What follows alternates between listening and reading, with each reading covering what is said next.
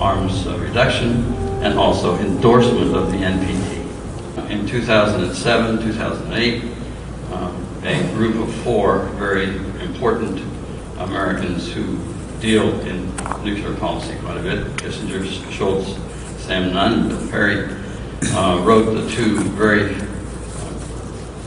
meaningful articles in the Wall Street Journal, which called for elimination of nuclear weapons, ratifying the CTBT, developing a verifiable fissile material cutoff treaty, negotiate with Russia about the missile defense issues, and move forward on affordable civilian power programs. I remember when this was published, everybody took a deep breath because all the individuals were known really as hard, cold warriors, and here they were making a major change in attitudes toward nuclear weapons. Obama himself picked up during the campaign many of the ideas that were in those articles, and of course in his Prague speech of April 2009 articulated them in his own way and made them part of his own policies. He called for ending the Cold War thinking, reducing the role of nuclear weapons in U.S. strategy, seeking a new start, and a new start treaty, that is, with Russia, ratifying the CTBT. That was really something. Create a verifiable fissile material cutoff treaty. Realize an enhanced NPT with better inspections and consequences for those who do something on the outside of the treaty. New framework for civil nuclear cooperation, enhance infrastructure, and call for a global summit on nuclear security. These items, I think, reveal the core values of our new president at that time. He called for a new world, basically, but the centerpiece of his foreign policy was going to be the NPT. When he talked about extended deterrence, he talked about extended deterrence. He didn't talk about extended nuclear deterrence.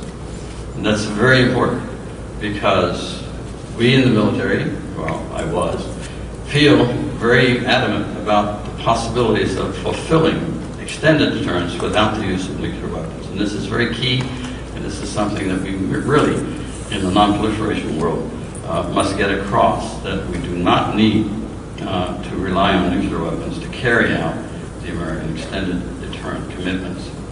In April, 2 days later, of course, was the U.S.-Russian Arms Reduction Treaty, the New START, and a very, very major step forward along the way to nuclear disarmament. So 1,550 warheads was set as the new standard, which made it very clear that both Russia and the United States were keeping their commitment to Article 6. And once again, it was repeated that the NPT is the foundation for global non-proliferation. In May, of course, the Nuclear Security Summit was called. Absolutely novel. From 3 to 28 May, we had an NPT review conference. It was very clear in the lead up to the NPT review conference what the position of the United States would be, very positive.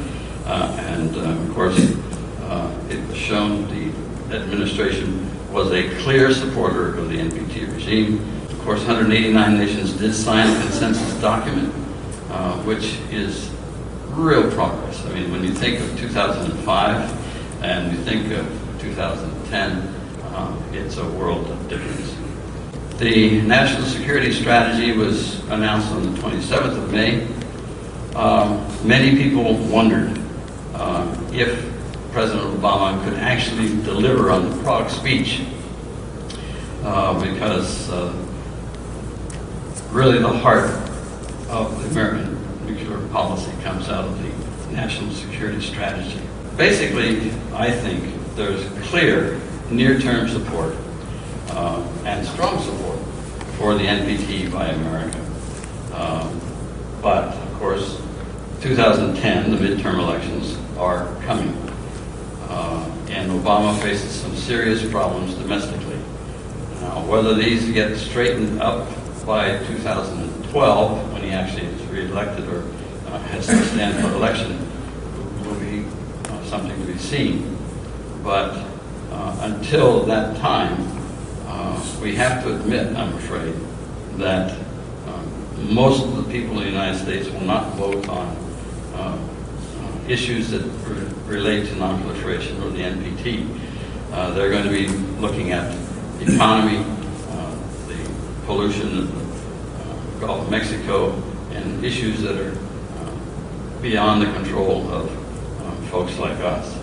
This president has been absolutely outstanding in his support for nonproliferation and the efforts toward moving toward a non-nuclear world.